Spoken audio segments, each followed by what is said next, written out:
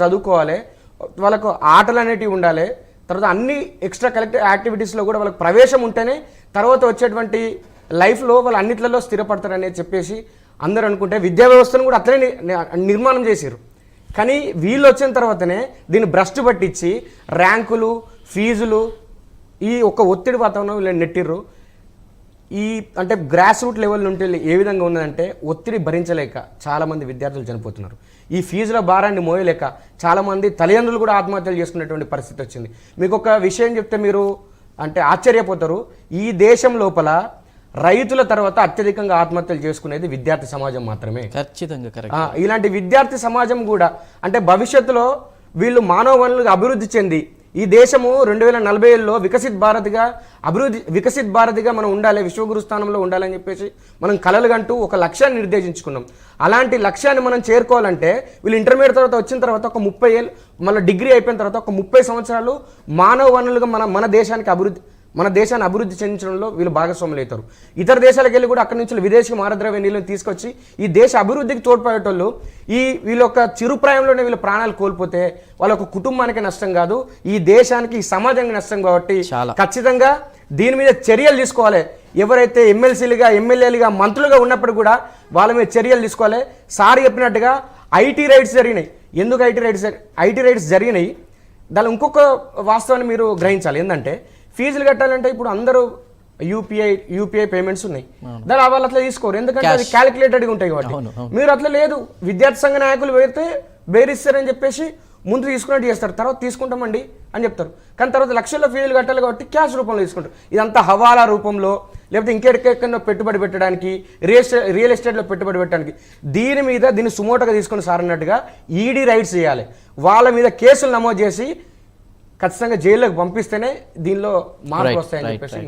నిన్న మీరేదో అన్నట్టు పిల్లలకి ఫీజులు కట్టడం పక్క నుంచి ప్రభుత్వ నాయకులకి మీరు ఓట్లకి సంబంధించి ఇవంతా కూడా మనం నిన్న మాట్లాడుకున్నాం. ఖచ్చితంగా దాని గురించి మాట్లాడుకుందాం. మనకి కాలర్స్ వెయిట్ చేస్తున్నారు. ఇక మనం ప్రీతం రెడ్డి గారు మీతో మాట్లాడిపోయే ముందు ఒకసారి కాలర్స్ని తీసుకుంటాను. వేణుగోపాలకృష్ణ గారు వైజాగ్ నుంచి. వేణుగోపాలకృష్ణ గారు నమస్తే అండి. వేణుగోపాలకృష్ణ గారు సార్ నమస్తే అండి. చెప్పండి, మీ ప్రాబ్లం చెప్పండి. ఎలాంటి ఇది ఫేస్ చేశారు మీరు ఈ కార్పొరేట్ దోపిడీ? సార్ నా పేరు నమస్తే అండి, నా పేరు ఎడ్ల వేణుగోపాలకృష్ణ. సుమన్ అంటారండి. ఇక్కడ విశాఖపట్నం నోటెడ్ పర్సన్. అయితే వీళ్ళు బాగా చదివిన వాళ్ళు ముందు వాళ్ళే కాలేజ్ చేస్తారు సార్. కాలేజీలు బాగా చదివిన వాళ్ళు ఎక్కడున్నారంటే ఎవరో తాలూకు వచ్చి వాళ్ళ పిల్లల్ని క్యాచ్ చేస్తారు. వీళ్ళ మీద సినిమా మన బాగా చదివిన వాళ్ళు మట్టుగా బాగా రుచుతారండి. వాళ్ళకి ఏంటంటే ఒక ఆదివారం కూడా వాళ్ళకి సండే ఖాళీ ఇవ్వనమురు. ప్రతిదీ ఎగ్జాము పెడతారు. అలాగే బాగా చదువుల వాళ్ళందరినీ ఒక జేఎల్ 1లో పెడతారు సార్. బాగా చదువుల వాళ్ళని 2, 3, 4లో పడేస్తారు. వీళ్ళు గత కొద్ది రోజులుగా కూడా ప్రైమ్9 ఒక అడుగు ముందుకు వేసింది ఈ కార్పొరేట్ విద్యా సంస్థల దోపిడీకి సంబంధించి. దానికి అటు పేరెంట్స్ నుంచి రెస్పాన్స్ వస్తుంది, ముఖ్యంగా విద్యార్థులు కూడా రెస్పాండ్ అవ్వాలి. అదేవిధంగా దీనికి సంబంధించి ప్రభుత్వంలో కదలిక వచ్చే వరకు ఈ సొసైటీలో ఇప్పుడు ఏదైతే దోపిడీ జరుగుతుందో కార్పొరేట్ విద్యా సంస్థల దోపిడీ, అది రూపుమాపు పోయే వరకు కూడా ప్రైమ్9 ముందుకు వెళ్తూనే ఉంటుంది, చర్చలు కొనసాగుతూనే ఉంటాయి. అదేవిధంగా ప్రైమ్9 త్వరలో కూడా మీ ముందుకి మరిన్ని విస్తుపోయే విషయాలను కూడా తీసుకురాబోతోంది. ఇక ఎవరైతే ఈరోజు కాల్స్ అంటే దాదాపు చాలామంది పేరెంట్స్ కాల్స్ చేస్తున్నారు. ఒకవేళ ఈరోజు కాల్స్ కలవకపోయినా కూడా కంటిన్యూగా అంటే రేపు కూడా 8 గంటల నుంచి డిబేట్ అనేది కొనసాగుతూ ఉంటుంది. దీనికి సంబంధించి కాల్స్ చేసి మీ అభిప్రాయాలు, అదేవిధంగా మీరు ఎలాంటి ఇబ్బందులు ఎదుర్కొన్నారో వాటి గురించి మాట్లాడవలసిందిగా కోరుతున్నాం. రైట్, ముఖ్యంగా అంటే మీకే నేను ప్రశ్న ప్రీతం రెడ్డి గారు. అంటే చాలామంది ఈ కార్పొరేట్ విద్యా సంస్థలకు సంబంధించి జాయిన్ చేసేటప్పుడు స్టేటస్ సింబల్గా చూస్తున్నారు. అంటే మన బంధువులు ఏమనుకుంటారో, మన అబ్బాయిని ఇక్కడ లేదా మన అమ్మాయిని ఇక్కడ జాయిన్ చేస్తే వాళ్ళతోటి స్నేహితులు ఏమనుకుంటారు, మన చుట్టాలు వాళ్ళు ఏమనుకుంటారు అనేది ఎక్కువగా ఉంది. అదేవిధంగా స్టూడెంట్స్ కూడా అలానే ఫీల్ అవుతున్నారు. ఇప్పటి వరకు కలిసి చదువుకున్న వాళ్ళు నారాయణలో జాయిన్ చేశారు, నన్ను తీసుకెళ్ళి ప్రభుత్వ కాలేజ్లో జాయిన్ చేశారు అనేది ఇది ఉంది.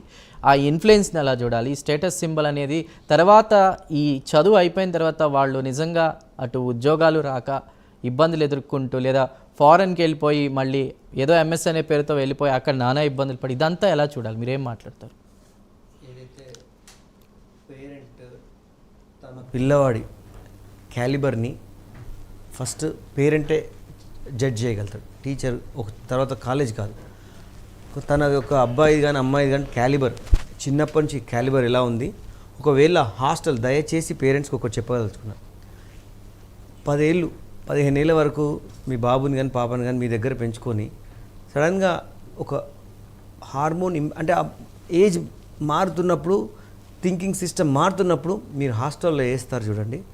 దయచేసి వాళ్ళని కన్విన్స్ చేసి వాళ్ళతో వాళ్ళ మాట వినేయండి. ఎందుకంటే ఒక్కసారి ఆ ప్రపంచంలో పోటీ ప్రపంచం అంటే మార్కుల ప్రపంచం, నీకు రోజు ఒక టెస్ట్ ఉంటుంది.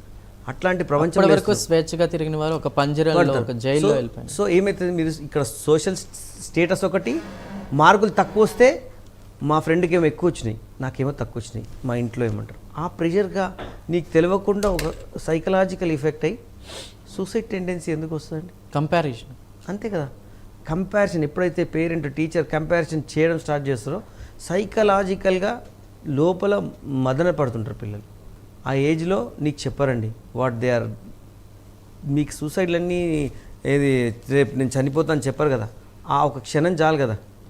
సో ఇంకొకటి, పిల్లవాడిని మీరు ఇప్పుడు మీరు చూడండి స్కూళ్ళలో కానీ సోషల్ స్టేటస్ అయిపోయింది ప్రైవేట్ స్కూల్. ఇక్కడ నాకు ఒకటే ప్రశ్న వస్తుందండి, గతంలో అంటే ఎవరు చదువుకోలేదా, పెద్ద పెద్ద చదువులు చదవలేదా, మంచిగా సెటిల్ అవ్వలేదా, జాబ్స్ రాలేదా, ఇక్కడే చదివితేనే మంచిగా సెటిల్ అవుతాం అనేది ఒక క్రియేటివిటీ మిస్ అవుతుంది అనేది ఎందుకు ఆలోచించలేకపోతున్నారు?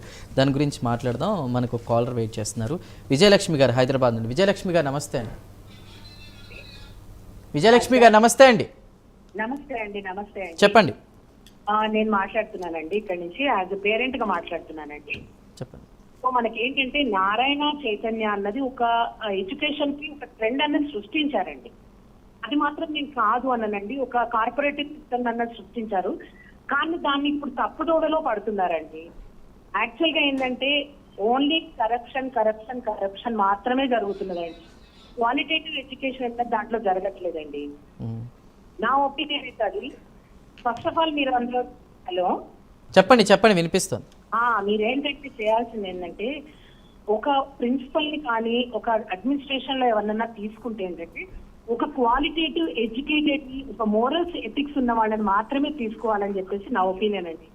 అడ్మినిస్ట్రేటర్ గా తీసుకోవాల్సింది ఏంటంటే ఒక క్వాలిటేటివ్ ఎడ్యుకేషన్ ఉన్న వాళ్ళను, మోరల్స్ అండ్ ఎథిక్స్ ఉన్న వాళ్ళని మాత్రం తీసుకుంటే ఏంటంటే అంత మంచి ఒక మోటివ్ తోటి మీరు వచ్చినప్పుడు అది నడవాలంటే ఓన్లీ అటువంటి వాళ్ళని మాత్రమే ఆ సీట్ లో కూర్చోబెట్టాలండి. అప్పుడైతే పిల్లలకు ఒక మోరల్స్ అన్నది ఎథిక్స్ అన్నది కూడా అలవాటు అవుతాయి. అది అఫ్ కోర్స్ మీరు స్కూల్స్ కూడా స్టార్ట్ చేశారు కాబట్టి స్కూల్లో కూడా చిన్నప్పటి నుంచి కూడా మోరల్స్ ఎథిక్స్ ఇవన్నీ పిల్లలకు రావాలి. ప్లస్ ఇది జరగాలంటే అటువంటి వాళ్ళని మాత్రమే మీరు అడ్మినిస్ట్రేటర్స్ గా తీసుకోవాలి. ప్లస్ ఇప్పుడు మామూలుగా తక్కువ ఫీజులు తీసుకున్న స్కూళ్ళల్లో కూడా చదువుకోవట్లేదు అని అంటే గవర్నమెంట్ స్కూళ్ళల్లో కూడా చదువుకొని మంచి మంచి పొజిషన్ లో ఉన్న పిల్లలు ఉన్నారండి. కాకపోతే మీరు ఒక మంచి మోటో తోటి వచ్చినప్పుడు అంతంత ఫీజులు పెట్టి ఆ ఫీజుల గురించి హరాస్ చేయడము పేరెంట్స్ ను, పిల్లల్ని. విజయలక్ష్మి గారు మీరు మాట్లాడుతుంటే నాకు ఒకటి గుర్తొచ్చింది. గతంలో పెద్దలు, నానమ్మలు, అమ్మమ్మలు, తాతయ్యలు వీళ్ళు ఒక మోరల్ స్టోరీస్ అన్నీ కూడా చెప్తూ పెంచేవారు. అదేవిధంగా చాలామంది కథల పుస్తకాలు చదువుతూ చాలా అంటే ఈ సూసైడ్లు, ఈ ఆత్మహత్యలు అనేవి గతంలో లేవు. ఇప్పుడు ఇది అంతా కూడా ఒక మోరల్స్ తెలియకుండా, లేదంటే ఏదైనా ఓ ప్రాబ్లం వస్తే దాన్ని తట్టుకునే శక్తి లేకుండా ఇవన్నీ జరుగుతున్నాయి. దానికి సంబంధించి అంటే సార్ ఇప్పుడు ఏంటంటే వాళ్ళు ఒక ఎడ్యుకేషన్ అన్న దాంతో మీరు చదవాలని పిల్లల్ని ఒక హరాస్మెంట్ లాగా చేస్తూ ఇంటికి ఫీజులు తీసుకుంటున్నారు తప్పిస్తే అసలు దాంట్లో ఏంటి, మీరు చదువుకుంటే ఏమవుతారు నాన్న, ఇట్లా చదువుకోండి. చదువుకోవడానికి ఒక పద్ధతి అన్నది ఉంటుంది సార్. ఇప్పుడు ఎట్లా అంటే దీన్ని ఒక స్టోరీ లాగా చదవండి నాన్న, లేకపోతే ఇట్లా చదవండి. మార్నింగ్ 5 గంటల నుంచి రాత్రి 10 గంటల వరకు ఒక పిల్లవాడు కంటిన్యూస్ గా చదవాలంటే కూడా అది మన ఎబో కెపాసిటీ అండి. ఎవరిని కూడా ఇప్పుడు మీరు ఒక్కసారి చెప్పండి సార్, మీరు ఒక 4 గంటలు కూర్చొని ఒక మూవీ చూసి వస్తేనే టైర్డ్ అయ్యామని అంటారు. అటువంటిది ఒక పిల్లవాడు వాడి ఏజ్కి తగ్గట్టు కాకుండా ఓన్లీ చదువు చదువు చదువు అని చెప్పేసి, అది కూడా కాకుండా కంపారిజన్స్, వాడు చూడు ఎట్లా చదివాడు, ఒకటే ఒక ర్యాంకును పట్టుకొని ఏం చేస్తారు అంటే మిగతా అందరి పిల్లల్ని డిమోరల్ చేస్తూ ఉంటారు. అది కరెక్ట్ కాదు కదండి. రైట్. విజయలక్ష్మి గారు ఒక్క నిమిషం, మీతో సత్యనారాయణ గారు మాట్లాడతారంట. సత్యనారాయణ గారు. విజయలక్ష్మి గారు నమస్కారం అండి. నమస్తే అండి. నమస్తే సత్యనారాయణ గారు. మీరు ఎక్కడి నుంచి మాట్లాడుతున్నారు మేడం? మేము హైదరాబాద్ నుంచి మాట్లాడుతున్నాం. ఎక్కడండి హైదరాబాద్? Which place? హలో, హైదరాబాద్లో ఎక్కడి నుంచి మేడం? నేను దిల్సుఖ్ నగర్ నుంచి మాట్లాడుతున్నాను. Thank you madam, thank you. నిజంగా మీరు మంచి సజెషన్ చేశారు. ఈ ప్రైమ్ 9 డిబేట్స్, ఈ స్పెషల్ డిబేట్స్ చేయడానికి కారణం చాలామంది మేధావులు కానీ, పేరెంట్స్, ఆ కార్పొరేట్ విద్యా సంస్థలో చేస్తున్న ప్రిన్సిపల్స్ కానీ, లెక్చరర్స్ కానీ వీళ్ళందరూ చెప్పింది అర్థమైన తర్వాత మాకు బిత్తరపోయే విషయాలు కథనాలతో మేము ప్రచారం చేయడానికి సిద్ధంగా ఉన్నాం. అట్ ది సేమ్ టైం మీరు చెప్పింది ఈ కార్పొరేట్ వ్యవస్థలో ఈ DEO, MEO, district education officer, RJD commissioner వీళ్ళందరికీ కూడా మేము ఇప్పుడు ప్రైమ్ 9 నుంచి గవర్నమెంట్ని ఒక అపీల్ చేస్తున్నాం. ప్రైమ్ 9 ద్వారా ఓకే, చాలామంది మానసిక ఒత్తిళ్లు చేసుకున్నప్పుడు చాలామంది పేరెంట్, స్టూడెంట్స్ కాలేజీ పేరు చెప్పడానికి కూడా భయపడుతున్నారు. అక్కడ ఉన్న ఒక నిమిషం madam, let me finish. College పేరు చెప్పడానికి, వాళ్ళు చదువుతున్న బ్రాంచ్ చెప్పడానికి భయపడుతున్నారు. మాకు ఇప్పుడు అర్థమైంది ఏంటంటే, తెలుగు రాష్ట్రాల్లో ఉన్న తల్లిదండ్రులందరూ కూడా మీరు రేపటి నుంచి గవర్నమెంట్ జూనియర్ కాలేజీలు కానీ, కార్పొరేట్ జూనియర్ కాలేజీలు కానీ, ఏ కాలేజీ అయినా కానీ, అలాగే కార్పొరేట్ స్కూల్లో కానీ గవర్నమెంట్ని ఒకటే డిమాండ్ చేయండి. మేము కూడా ఒక ఫోర్త్ ఎస్టేట్ అయిన మీడియా తరపున ప్రైమ్ 9 ఈ చర్చను చేపట్టిన మేము ఒక స్పెషల్ అపీల్ చేస్తున్నాం. ఒక టోల్ ఫ్రీ నెంబర్ని ఏర్పాటు చేయమంటున్నాం గవర్నమెంట్ని. ఈ టోల్ ఫ్రీ నెంబర్ని కూడా మళ్ళీ డిస్ట్రిక్ట్ డిఈఓ, ఎంఈఓ, ఆర్జేడీలో ఉంటే మళ్ళీ ఇదే కార్పొరేట్ లాబింగ్ వల్ల సమస్య పరిష్కారం కాదు. కాబట్టి ప్రతి జిల్లాకి గవర్నమెంట్ విద్యాశాఖ మంత్రిని మేము రిక్వెస్ట్ చేస్తున్నాం, ఒక టోల్ ఫ్రీ నెంబర్ని ఏర్పాటు చేయండి. జిల్లా వైజు ఒక స్పెషల్ ఆఫీసర్ని పెట్టండి. దాంట్లో స్టూడెంట్స్కి, పేరెంట్స్కి వాళ్ళ పేర్లు తెలియకుండా పలానా, సపోజ్ ఎగ్జాంపుల్గా చెప్తున్నాను, ఒక కుకట్పల్లిలో ఒక కార్పొరేట్ కాలేజీలో ఒక స్టూడెంటు ఒక మానసిక ఒత్తిడికి లోనైనా, అధిక ఫీజులు వసూలు చేస్తున్నా, కాలేజీల్లో ఇన్ఫ్రాస్ట్రక్చర్ లేకపోయినా వాళ్ళు ఆ స్పెషల్ ఆఫీసర్కి టోల్ ఫ్రీ నెంబర్కి ఫోన్ చేసిన వెంటనే ఆ కాలేజీ మీద రైట్ చేసి ఆ ఎఫిలియేషన్ కానీ దాని మీద యాక్షన్ తీసుకునే విధంగా రెండు రాష్ట్రాల్లో టోల్ ఫ్రీ నెంబర్ని ఏర్పాటు చేయాలని ప్రైమ్ 9 ద్వారా గవర్నమెంట్ని కానీ, దీన్ని ముందుకు తీసుకెళ్ళడానికి పేరెంట్స్ కూడా ప్రతి కాలేజీలో ఒక టోల్ ఫ్రీ నెంబర్ పెట్టాలని మీరు ప్రతి మేనేజ్మెంట్ని అడగవలసిన బాధ్యత మీకు కూడా ఉంది. సమాజంలో సమాజ హితం కోసం చేస్తున్న ప్రైమ్ 9ని మీరందరూ ఆదరిస్తారని, మా వెంట నడుస్తారని ఆశిస్తున్నాం. రైట్ సత్యనారాయణ గారు. అంజిబాబు గారు మనకున్నారు. అంజిబాబు గారు, అంటే ఇక్కడున్న అందరికీ లాస్ట్గా నాది ఒకటే క్వశ్చన్. అంజిబాబు గారు వినిపిస్తుందండి? అంజిబాబు గారు మ్యూట్ తీసి మాట్లాడండి. రైట్, ప్లీజ్ అది ఒకసారి చెక్ చేసుకోండి. ఈలోపు రాంబాబు గారు, నేను ఇందాక అడిగాను, దానికి నాకు సమాధానం కావాలి. అంటే ఈ ఎవరైతే కార్పొరేట్ విద్యా సంస్థల్ని మేనేజ్ చేస్తూ మెయింటైన్ చేస్తున్నారో వాళ్ళు ఈ రాజకీయాల్లో ఉండాల్సిన అవసరం ఉందా? ప్రభుత్వం దీనికి సంబంధించి ఎలాంటి యాక్షన్ తీసుకోవాలి? మీ మాట. ఎవరైతే ఈ వీళ్ళ యొక్క వ్యవస్థలను రక్షించుకోవడం కోసం రాజకీయాన్ని ఒక పునరావాస కేంద్రంగా ఏర్పాటు చేసుకొని వాళ్ళు డబ్బులను ఈ రాజకీయ పార్టీలకు ఇచ్చి ఏదైతే ఈ యొక్క సిస్టమ్ని తయారు చేసారో, ఖచ్చితంగా ఈ సిస్టమ్ని దాన్ని మనం ఛేదించాల్సిన అవసరం ఉన్నది, దాన్ని బ్లాస్ట్ చేయాల్సిన అవసరం ఉన్నది. ఎందుకంటే దీనివల్ల ఏమవుతుంది, పిల్లలు చనిపోతున్నారు, తల్లిదండ్రులు చనిపోతున్నారు. స్టేటస్ సింబల్గా తల్లిదండ్రులు మొన్న చూసినాం ఇక్కడ ఏంటిది, నారాయణ కాలేజీలో పనిచేసినటువంటి ఒక లెక్చరరు తర్వాత ఆయన కాలేజీ నుంచి బయటకు వచ్చిన తర్వాత 6 నెలలు ఖాళీగా ఉన్నాడంట. పిల్లలు వాళ్ళని చదివించే స్తోమత లేదు, చనిపోయాడు. మొన్నటికి మొన్న ఇప్పుడు ఎవరో ఈ స్టాండర్డ్స్ మన పిల్లలు అందుకోగలుగుతారు గవర్నమెంట్ స్కూల్లో చదువుతారని చెప్పేసి ఒక పేరెంట్ అడిగాడు. ఏమని అంటే ఆయన చదువుకున్నాడు, ఇంజనీర్గా పనిచేస్తున్నాడు. ఆయన ఏమంటే చిన్న పిల్లలు 5 years 6 years ఉన్న పిల్లల్ని ఈ పిల్లలు ఇన్ని లక్షలు కట్టి చదివిస్తున్నారు కదా, వీళ్ళు ఇప్పుడున్న పోటీ ప్రపంచంలో పోటీ పడలేకపోతున్నారు అని చెప్పేసి ఇద్దరిని చంపేసాడు.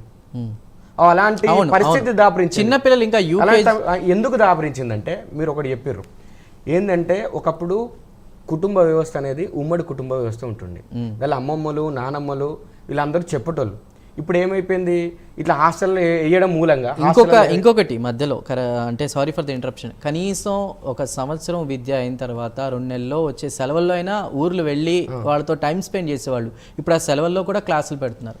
అయితే నేషనల్ ఎడ్యుకేషన్ పాలసీ ఏం చెప్తున్నాయంటే, ఇప్పుడు 3 yearsకి 2 yearsకి ప్లే స్కూల్ ఇదంతా జాయిన్ చేస్తున్నారు కదా, కనీసం విద్యార్థికి 5 సంవత్సరాలు వచ్చిన తర్వాతనే వాడిని స్కూల్లో జాయిన్ చేయించాలి, భారతీయ విలువలతో కూడినటువంటి విద్యను అందించాలని చెప్పేసి సిలబస్ను కూడా అదే విధంగా వాళ్ళకి అందించే విధంగా చేస్తున్నారు. అదేవిధంగా అంటే వాళ్ళ మానసిక ఉల్లాసం కోసం క్రీడలు ఉండాలి. తర్వాత మిగతా ఏవైతే అంటే పురాణాలు ఇవన్నీ ఏవైతే ఉంటాయో వాటి అన్నింటి జోడిస్తూ సిలబస్ను రూపొందించడం జరిగింది. దీనిలో ఏం చేశారంటే, ఈ ప్రాథమిక విద్య అయితే ఏదైతే ఉందో, తెలుగు ఉంటే తెలుగు, బెంగాల్ ఉంటే బెంగాల్, వాళ్ళ యొక్క మాతృభాషలో ప్రాథమిక విద్యను అభ్యసించాలని చెప్పారు. ఈ త్రిభాష విధానం మీద చర్చ జరుగుతున్నదిగా.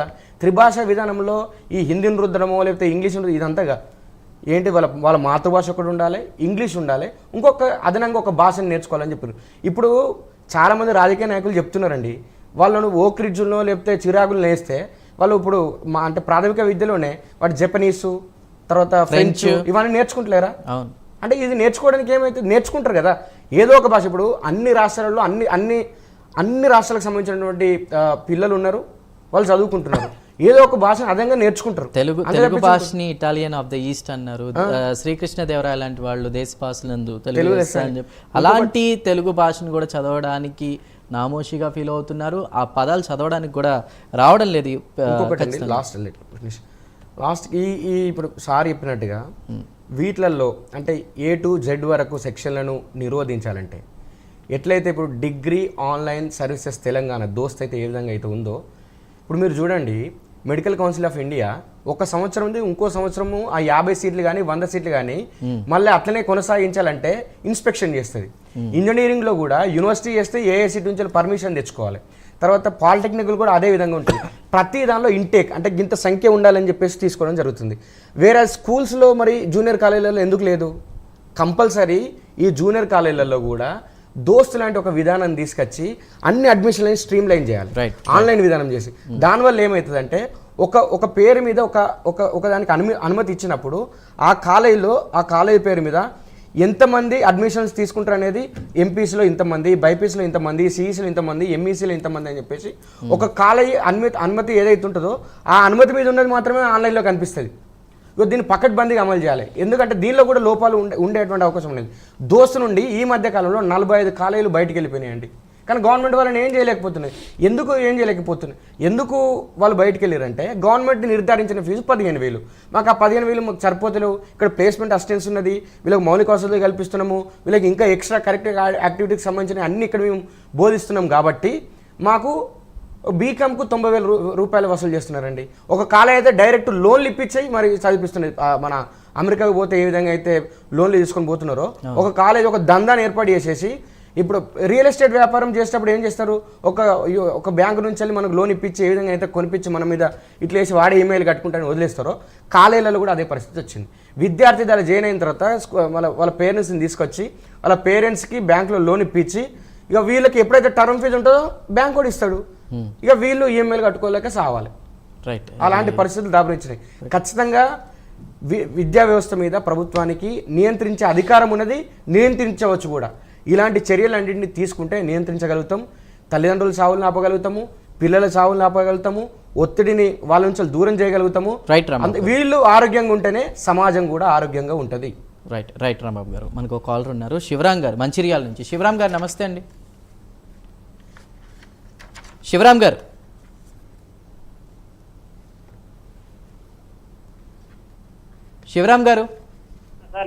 నమస్తే, చెప్పండి సార్. మీరు ఈ విద్యార్థులకి పేరెంట్స్ కి ఈ టీవీ9 ప్రైమ్9 ప్రోగ్రామ్ విద్యా విధానం గురించి మీరు మాట్లాడుతున్నది చాలా సంతోషంగా ఉన్నదండి. మా సమస్య మీ ద్వారాగా మేము ఒకటి తెలియజేస్తూ తెలుసుకున్నాం సార్. చెప్పండి సార్. మా పిల్లల్ని ఒక హైదరాబాద్ లో శ్రీ వశిష్ట జూనియర్ కాలేజీలో అడ్మిషన్ తీసుకున్నాము సార్. మా ఇంటికి వచ్చిన పిఆర్ఓ ద్వారాగా మేము తీసుకున్నాము. చెప్పండి శివరాం గారు చెప్పండి. తీసుకున్నాము. వాళ్ళు మాకు ఇంటి దగ్గర చెప్పిన విధానం వేరు. తీరా మేము అక్కడికి వెళ్ళిన తర్వాత ఆ కాలేజీ యాజమాన్యం మాకు సరైన రెస్పాన్స్ ఇవ్వలేదు. మీకు ఎవరైతే అడ్మిషన్ రాశారో వాళ్ళనే పోయి అడగండి అని చెప్పని అంటున్నారు. వాళ్ళ తర్వాత అక్కడ ఉండరు. మాకు చెప్పిన క్యాంపస్ ఒకటి, వాళ్ళు ఇస్తామన్న క్యాంపస్ ఒకటి. తీరా మేము అక్కడికి పోతే అంత అధ్వానంగా ఉన్నది సార్ ఆ క్యాంపస్. తీరా మేము అసలు ఆ క్యాంపస్ లో మేము అడ్మిషన్ తీసుకోమండి, మాకు అవసరం లేదని అంటే మీరు 50% ఫీజు కట్టి రిపోర్టింగ్ చేసిన తర్వాతనే మీరు మాట్లాడండి. ఇది ఇంకా దీనికి సంబంధించిన ఎటువంటి వ్యవహారం ఉన్నా మీరు పిఆర్ఓ దగ్గరే మాట్లాడండి అని చెప్పండి. దయచేసి మీ ద్వారా మేము తల్లిదండ్రులకు కానీ ఒక పిల్లలకు కానీ ఏదైనా కానీ మీ ద్వారా మేము తెలియజేసుకోదలుచుకున్నది ఏంటంటే, మేము లాసిపోతే పోయాము, మేము అసలు ఇంకా ఆ అమౌంట్ కూడా మేము అడగదలుచుకోలేదు. మా పిల్లల్ని వేరే దగ్గర జాయిన్ చేశాము, ఆ కాలేజీ కూడా మమ్మల్ని మోసం చేసింది సార్. ఆ కాలేజీ పేరు చెప్పండి. సార్ మా కాలేజీ మాకు కోటా రాజస్థాన్ ఫ్యాకల్టీ అని చెప్పనేసి మా పిల్లల్ని జాయిన్ చేసుకున్నారు సార్. ఉమ్, ఒక సంవత్సరం పాటు కోటా రాజస్థాన్ ఫ్యాకల్టీ అని చెప్పని ఇచ్చారు. 2వ సంవత్సరం పూర్తిగా కోటా రాజస్థాన్ అనేది లేకుండా లోకల్ జూనియర్ కాలేజీ అన్నట్టుగానే నడిపారు సార్ దాన్ని. రైట్ రైట్ ఒక్క నిమిషం. రైట్ శివరామ్ గారు సత్యనారాయణ గారు రైట్ మీ దగ్గరికి రాబోయే ముందు సత్యనారాయణ గారు, అంజుబాబు గారు, ఫైనల్గా నేను ఇందాక అడిగిన క్వశ్చన్, మీరు ఇప్పుడు ఆంధ్రప్రదేశ్కి సంబంధించి ప్రైవేట్ స్కూల్ అసోసియేషన్కి వైస్ ప్రెసిడెంట్గా ఉన్నారు కాబట్టి ఒక ప్రశ్న, రాజకీయ నాయకులు ఎవరైతే ఈ కార్పొరేట్ విద్యా సంస్థల్ని మెయింటైన్ చేస్తూ మేనేజ్ చేస్తూ రాజకీయాల్లో ఉన్నారో అలాంటి వాళ్ళు రాజకీయంలో ఉండాల్సిన అవసరం ఉందా? ఇప్పుడు పేరెంట్స్ మనం చూస్తున్నాం, కాల్స్లో వస్తున్నాయి, వాళ్ళు పడుతున్నటువంటి బాధలన్నీ కూడా చెప్తూ ఉన్నారు. చాలామంది పేరెంట్స్ ఈరోజు ప్రత్యేకించి సూసైడ్ చేసుకున్నటువంటి స్టూడెంట్స్ పేరెంట్స్ కూడా కాల్ చేసి మాట్లాడుతున్నారు. దానికి సంబంధించి ఫైనల్గా మీ కన్క్లూజన్ ఏంటి? సార్ ఈ కార్పొరేట్లని మనం చేయాలంటే పర్మిషన్ ఇవ్వకూడదు సార్ గవర్నమెంట్. రాజకీయాల్లో కూడా వస్తున్నారు సార్ రాజకీయ. హలో చెప్పండి. మరి హలో రైట్ వినిపిస్తుంది, చెప్పండి. రాజకీయాల్లో కూడా వచ్చి వాళ్ళ యొక్క సంస్థలను వాళ్ళు సేఫ్ సైడ్ చేసుకుంటున్నారు సార్. అందుకే నేను ఏం చెప్పానంటే దీనికి ఆల్రెడీ నేను ఇదివరకు జగన్ గారి గవర్నమెంట్ లో చెప్పాను, ఇప్పుడు చంద్రబాబు నాయుడు గారి గవర్నమెంట్ లో కూడా విద్యాశాఖ మంత్రికి లెటర్ రాశానండి. ఆ లెటర్ సత్యనారాయణ గారికి వాళ్ళకి కూడా పంపాను. అది ఇంప్లిమెంట్ చేస్తే ఈ కార్పొరేట్ ని అరికట్టచ్చు సార్. అటు గవర్నమెంట్ స్కూల్స్ బాగుంటాయండి, private schools single management schools కూడా బాగుంటాయి సార్. ఆ పర్మిషన్లు విపరీతంగా ఇచ్చేస్తున్నారు సార్. ఆ పర్మిషన్లు కంట్రోల్ చేయాలి సార్. అప్పుడు విద్య వ్యాపారం అవ్వదండి. రైట్ అంజుబాబు గారు, ఫైనల్ గా మీరు. అంజుబాబు గారు, మీరు మార్నింగ్ పంపించారు, చూసాము. ఇప్పుడు యాక్చువల్గా ప్రైమ్ 9 కథనాల్లో కానీ ఇప్పుడు మన చర్చ కూడా గత వారం రోజులుగా చేస్తున్నాం, ఇది కంటిన్యూ అవుతుంది. ఎందుకంటే తెలుగు రాష్ట్రాల్లో ఉన్న అధికారులు కానీ గవర్నమెంట్ స్పందించే వరకు కూడా పేరెంట్స్ వెంట, ఇక్కడ అందరూ కూడా పేరెంట్స్ని మనం ఎవరో తప్పుపెట్టడానికి లేదు. పేరెంట్స్ యొక్క పాపం వాళ్ళ యొక్క ఆత్మవిశ్వాసాన్ని, వాళ్ళ నమ్మకాన్ని ఈ కార్పొరేట్ విద్యా సంస్థలు, అది స్కూల్ ఎడ్యుకేషన్, హైర్ అదే మన జూనియర్ కాలేజీ ఎడ్యుకేషన్ కూడా వాళ్ళు క్యాష్ చేసుకుంటున్నారు. పేరెంట్స్ని అండగా ఉండాలండి. పేరెంట్స్ మధ్యతరగతి కుటుంబ కార్పొరేట్ విద్య అందించాలని ప్రైమ్ 9 కంకణం కట్టుకుంది. మేము ఒకటే ఆన్లైన్ అడ్మిషన్ జూనియర్ కాలేజీలో వచ్చే వరకు ఫీజు ఫిక్స్ చేసి అందరికీ సమాన భాగంలో రిజర్వేషన్ ద్వారా ఆన్లైన్ అడ్మిషన్ ఇంటర్మీడియట్లో వచ్చే వరకు ప్రైమ్ 9 ఈ ప్రత్యేక కథనాలు ఉంటాయి. పేరెంట్సు, స్టూడెంట్సు, సామాజికవేత్తలు, మేధావులందరూ కూడా స్పందించి ఈ యొక్క కార్యక్రమాన్ని ఖచ్చితంగా ప్రజలు, ప్రభుత్వం కూడా భాగస్వామ్యం కావాలి. ఖచ్చితంగా ఈ తరుణంలో ముందుకు వెళ్ళాలి. ప్రభుత్వాలన్నీ కూడా దీనికి